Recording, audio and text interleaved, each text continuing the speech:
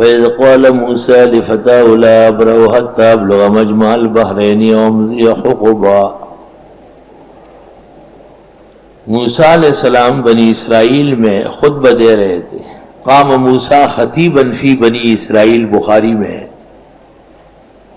حضرت نے بہت فصیح بلیغ تقریر فرمائی، لوگ حد درجے متاثر ہوئے، اور ان میں سے ایک شخص نے کہا یا موسیٰ هل رأیت رجلا اعلم منک، آپ سے بڑا عالم بھی کوئی ہے؟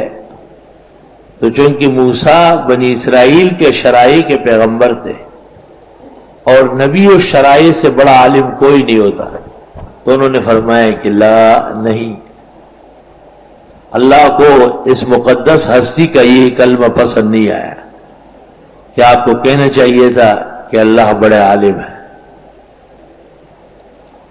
فرمایا کہ اے موسیٰ، ہمارا ایک بندہ ہے مجمع البحرین میں، وہ تجھ سے زیادہ جانتا ہے۔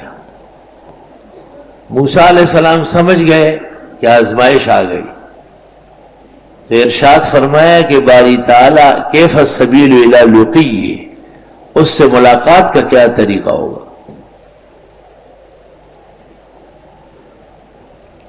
حق تعالیٰ نے فرمایا خذ السمک فی مقتل،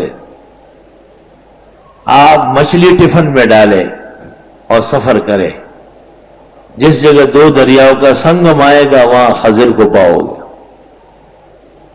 موسیٰ نے زاد سفر مچھلی تیار کی، ٹفن میں ڈالی، اور اپنا رفیق سفر خادم خاص یوشع ابن نون کو لے لیا۔ سفر شروع ہوا۔ ایک جگہ موسیٰ علیہ السلام تھکاوٹ محسوس کر رہے تھے، کافی چلے تھے۔ ایک چٹان کے قریب میں چادر بچھا کے یوشع ابن نون سے کہا کہ تم خیال رکھو، میں ذرا آرام کرتا ہوں۔ وہ لیٹ گئے۔ جب موسیٰ علیہ السلام سو گئے تو وہ مچھلی ٹفن سے نکلی اور سمندر میں چھلانگ ماری اور سرنگ بناتی چلی گئی۔ تو ایک تم پکی ہوئی مچھلی، اس کا زندہ ہونا، پھر ٹفن سے چھلانگ مارنا، پھر پانی میں پہنچنا، پھر پانی میں سرنگ بننا، پیچھے سے پانی ملتا نہیں تو سوراخ بنا رہے۔ تو جب عجائب جمع ہو جاتے ہیں تو نسیان پیدا ہو جاتا ہے۔ جب عجائب، جس عالم کے علم زیادہ ہو اس کے شاگرد کمزور ہوتے ہیں، کیونکہ وہ قبض نہیں کر سکتے۔ جو مدرس صرف کتاب پڑھاتا ہے، ادھر ادھر کی باتیں نہیں، اس کے شاگرد قابل ہوتے ہیں، وہ نفس کتاب میں ماہر ہو جاتے ہیں۔ بڑے متبحر عالم سے فائدہ تو متبحر طالب اٹھاتا ہے، جس کا مطالعہ وسیع ہو، شوق بہت زیادہ ہو، ایک لمحے کے لیے غافل نہ ہو۔ تو مفسرین لکھتے ہیں کہ عجائب جب جمع ہو جاتے ہیں تو نسیان طاری ہو جاتا ہے۔ ایک عجوبہ ہو تو آدمی یاد رکھے گا، جب 10 ہو تو کس کس کو یاد رکھیں گے؟ نسیت العاشرہ۔ یوشع ابن نون نے خیال کیا کہ موسیٰ علیہ السلام کو کہوں گا جب اٹھیں گے۔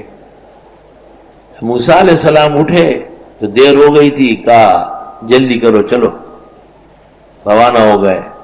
کچھ آگے بڑھے تو موسیٰ علیہ السلام کو تھکاوٹ محسوس ہوئی، اور ان سے کہا کہ ہمارا ناشتہ دے دو، آج تو سفر میں کوئی تھکاوٹ سی ہے۔ انہوں نے کہا کہ حضرت جی وہ جو آپ سو رہے تھے، مچھلی تو زندہ ہو کے چھلانگ ماری، دریا میں سنگ بنا کے گئی، اور مجھے تو شیطان نے بھلا دیا ورنہ بات کرنی تھی۔ حضرت موسیٰ نے کہا کہ خدا کے بندے یہی جگہ تو ہم ڈھونڈ رہے ہیں۔ واپس آئے اس جگہ جہاں سے چلے تھے، تو وہاں دریا کے قریب ایک جنگل کے کنارے پہ ایک شخص سو رہا ہے، چادر اوڑا ہوا ہے۔ انہوں نے کہا السلام علیکم، تو اس نے کہا انا بیارضک السلام، اس جنگل میں کہاں سلام کرنے آ گیا؟ انہوں نے کہا کہ میں موسیٰ ہوں، تو انہوں نے کہا بنی اسرائیل کے جو پیغمبر ہے، کہاں آپ کے پاس رہنا چاہتا ہوں، اللہ تعالیٰ نے آپ کو جو علوم دیے ہیں وہ سیکھنے ہیں۔ خضر نے کہا کہ وہ علوم بہت مشکل ہے، تم صبر نہیں کر سکو گے۔ اور میں ایسے آدمی کو رکھ نہیں سکتا. لیکن حضرت موسیٰ نے کچھ عہد وعد کیا اور خضر نے داخلہ دے دیا. اس کے بعد ایک دریائی سفر پر روانہ ہو گئے. جب دونوں کشتی میں بیٹھ گئے تو ایک چڑیا آئی اور اس نے چونچ سے پانی پیا دریا سے.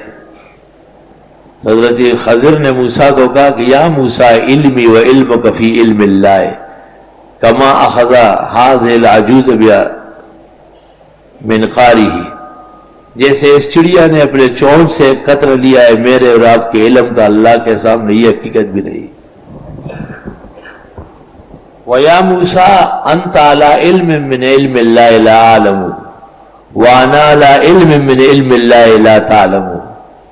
اللہ تعالیٰ نے آپ کو کچھ علوم دیے ہیں جن کو میں نہیں جانتا، اور کچھ علوم اللہ تعالیٰ نے مجھے دیے ہیں جن کو آپ نہیں جانتے.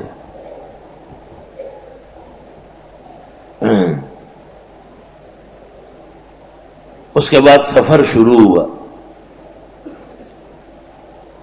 کشتیبان نے ان کو پہچانا تو ان سے کرایہ نہیں لیا، لیکن کشتی جب دریا کے بیچ میں پہنچی تو کشتی جب وہاں کنارے پر پہنچی تو حضرت موسیٰ علیہ السلام نے اس میں سے ایک تختہ توڑنا شروع کر دیا. تو یہ بڑے گھبرا گئے موسیٰ علیہ السلام کہ حضرت خضر نے کیسے تختہ توڑا. کہا ان لوگوں نے تو ہمیں بغیر کرایہ کے سفر کرایا اور آپ ان کی کشتیاں توڑتے ہیں، یہ کوئی بات ہے؟ لوگوں کو ڈبونا چاہتے ہیں. تو حضرت خضر نے کہا کہ میں نے تو کہا صبر نہیں کرو گے. موسیٰ نے معافی مانگی.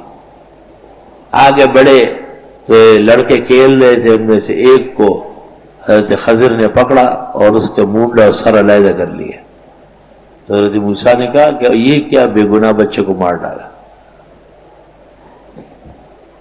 حضرت خضر نے پھر کہا کہ میں نے تو کہا تھا کہ صبر نہیں ہوگا. تو حضرت موسیٰ نے کہا کہ چلو یہ تیسری مرتبہ موقع دے، اب اگر پوچھا تو پھر مجھے ساتھ نہ رکھے. وعدہ کیا. ایک شہر میں پہنچے، کوئی انتظام کھانے کا نہیں تھا. وہاں کے باشندوں سے درخواست کی کہ ہم مسافر ہیں. تو ان لوگوں نے کہا ہم کسی کو کھانا نہیں دیتے.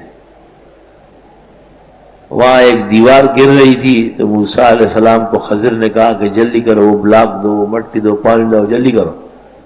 دیوار کھڑی کرائی. تو حضرت موسیٰ نے خضر سے کہا وہ ہمیں کھانا نہیں دیتے، آپ ان کی دیواریں بناتے، کم از کم یہ جو چنائی آپ نے کی اس کے پیسے طلب کر کے اس کا تو کھانا کھا لیں گے.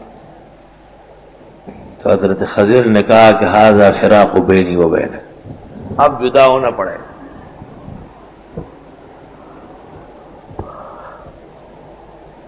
اس کے بعد خضر نے تمام عجائب کی تفصیل بتائی.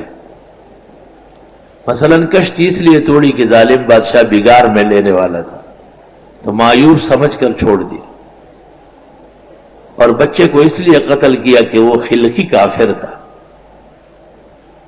اور بڑا ہو کے ماں باپ کے لیے پریشانی کا باعث بنتا.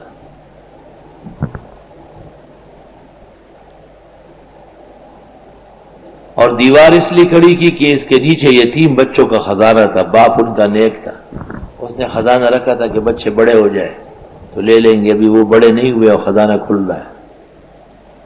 اور یہ سب کچھ میں نے اللہ کے حکم سے کیا ہے.